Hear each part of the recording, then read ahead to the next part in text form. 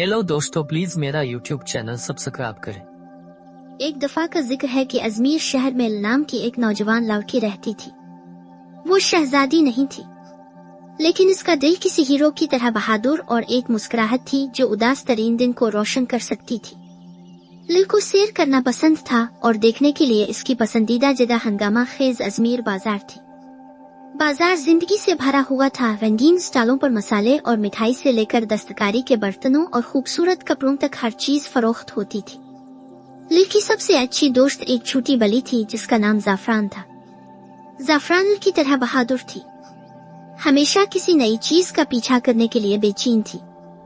वो एक साथ मिलकर भरे बाजार से गुजरते, दुकानदारों को सलाम करते और नए खजाने तलाश करते।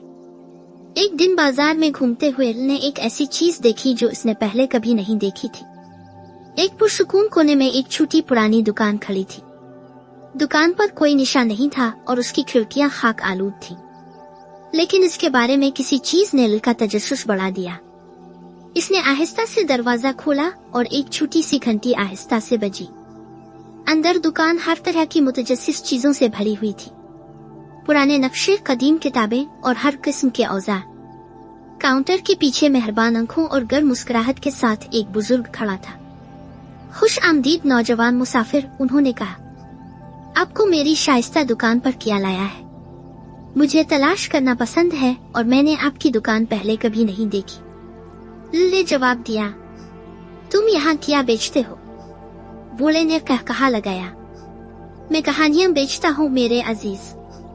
इस दुकान में मौजूद हर शय की एक कहानी है, लेकिन सिर्फ वही लोग इसे दरियाफ्त कर सकते हैं जो गहरी नजर रखते हैं। लिल की आंखें जोश से चमक उठी। क्या आप मुझे ये कहानियां तलाश करने का तरीका सिखा सकते हैं? इसने पूछा। बूढ़े ने सर हिलाया, यकीनन। सबसे पहली चीज जिसकी आपको जरूरत है वो है सब्र, क्योंकि तमाम कहानियां खुद को फौरन जाहिर नहीं करती। दूसरा तजस्सुस है, क्योंकि तलाश करने वालों को ही मिलेगा। और तीसरा एहसान है, क्योंकि कहानियां लोगों की तरह होती है। वो उन लोगों के लिए खिल जाती हैं जो उनके साथ अच्छा सलूक करते हैं। लिल ने दुकान में घंटों गुजारे, हर चीज का बगौर जायजा लिया। इसे मालूम हुआ कि कोने में पुराना कंपास कभी एक समुद्री कप्तान का था, जिसने दुनिया भर में सफर किया था। फटे हुए चमड़े के जूते एक ताजिर के कदमों में कई मील का सफर तय कर चुके थे, जो शहर से दूसरे शहर पैदल गया था।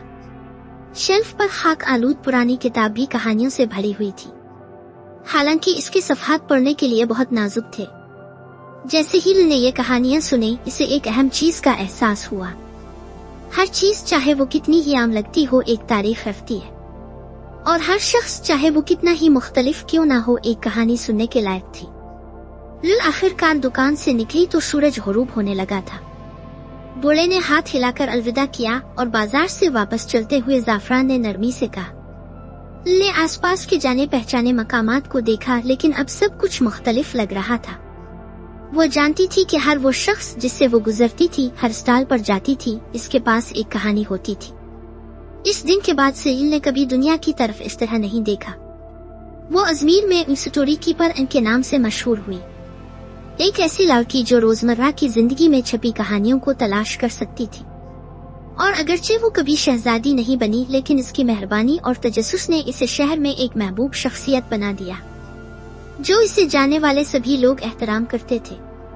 और इस तरह लिल और जाफरान ने अपनी मुहिम जो जारी रखी, नई जगहों की खोज की, नई कहानियां दरियाफ्त की और हर इस शख्स के साथ शेयर की जिनसे वो मिले, क्योंकि लिल ने जान लिया था कि दुनिया के सबसे बड़े खजाने सोने और जवाहरात से नहीं बने थे। ये वो कहानियां थीं जो हम सबको जोड़ती थी। हेलो दोस्तों, प्लीज मेरा यूट्यूब चैनल सब्सक्राइब करें।